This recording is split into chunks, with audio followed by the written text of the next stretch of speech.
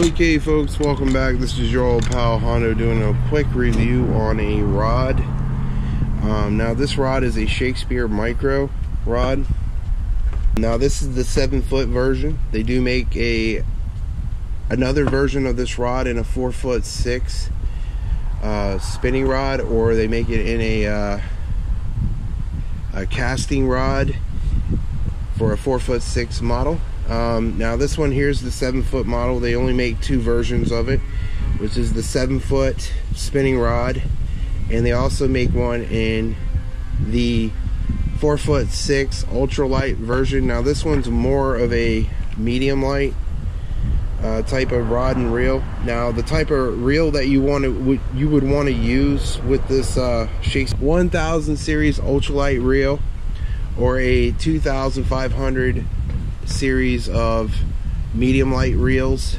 Why I say that is because the smaller versions of the rod are 4'6".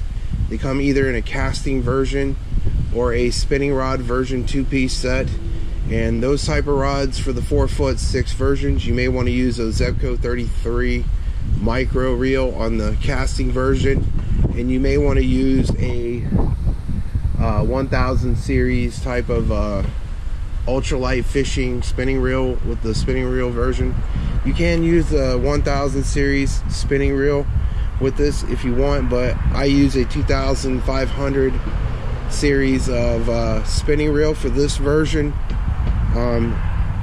So I got the reels out of the way so you know what type of reels to use for what version of the Shakespeare micro series rods. We'll get to the specifics of the rod. The rod is graphite. All the rods are graphite.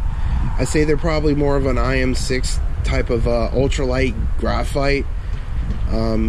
It does come with a nice, really nice cork handle and a wonderful reinforced steel overmolded seat. You don't have that nagging screw-in cap like most of the cheaper Shakespeare rods have that will chew up your foot. It does have steel eye guides. That way, if you want to use a lighter braid for this rod setup, it won't tear up your eye like a ceramic eye will.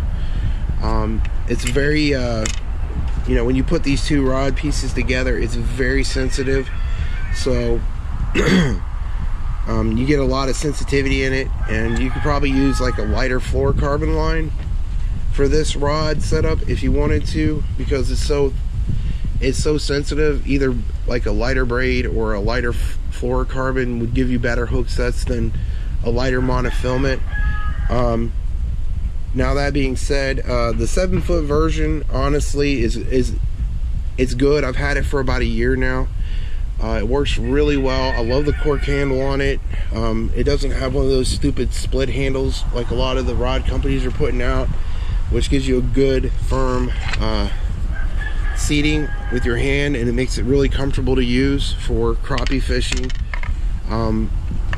Said though, the 7-foot version is, to me, what I use it for is a good float rod for slip bobber rigs or standard bobbers. Works well for that. It doesn't really work well for my sitting kayak. It's balanced, but I don't like it in my sit kayak because when I'm sitting down, it's just too long and you can't really control the fish very well, and your kayak's moving all over the place. This is the 7-foot version is a good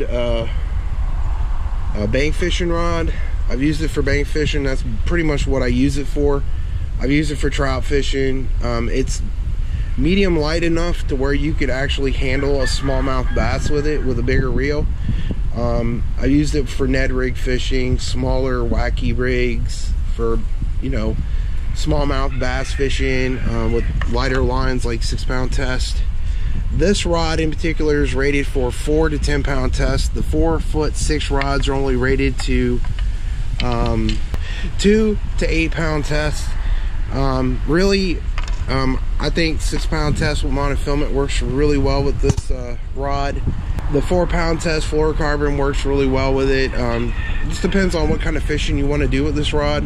Smaller versions of this rod are probably going to be better for your inline spinner fishing, your you know, your vertical jigging, your roadrunner jig head fishing for crappie, trout, bait fishing. Because of the shorter rod, you don't need a lot of, if you're using lures and jigs, vertical jigging and reeling bait in, you don't really need a lot of length of rod to set the hook really good.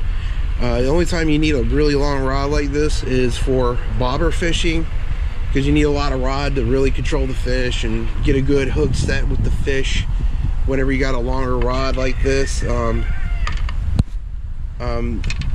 it's well made. It's a good quality rod and reel setup. And I think the only thing that would probably break this rod is if you jammed it in a car door or accidentally stuck it in a fan trying to walk out your door with it.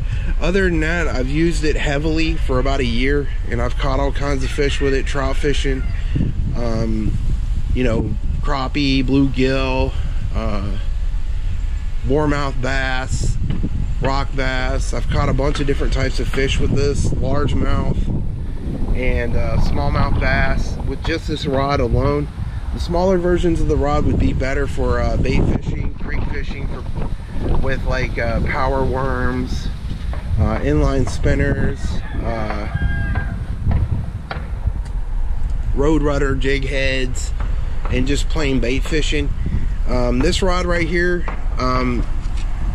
not so much for inline spinners and, you know, jigging and stuff like that. This is better to me, honestly, in my own opinion, for float fishing. Now this is the line on this reel, on this rod setup is 4 to 10, so you can kind of get away with using this for pretty much any multi-species of fish that you're looking to catch. The smaller versions of this rod are just strictly ultralight fishing for panfish and trout and stuff like that. And in my opinion, both of the rods, both of the lengths of the rods are great. And in my opinion, I recommend the Shakespeare micro series of rods. They work really well. They hold up really well. And you can put different types of reels on them in different situations for fishing that you want. Okay, folks, this has been your old pal Hondo from Hillbilly Tactical. Please hit the like, share, and subscribe. And you all know what you can do. You put God first, He puts you first every time. And you know what else, YouTube? God loves you. So does Hondo. Peace out, YouTube.